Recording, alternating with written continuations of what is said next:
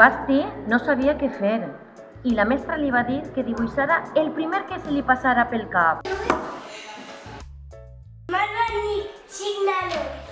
La setmana següent va veure el seu punt enmarcat, la mar de bonic.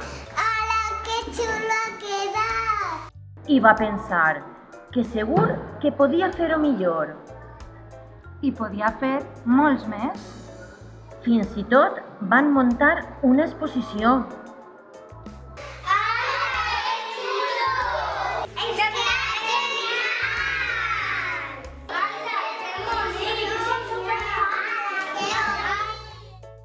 Clar, tot depèn del valor que li donem a les coses.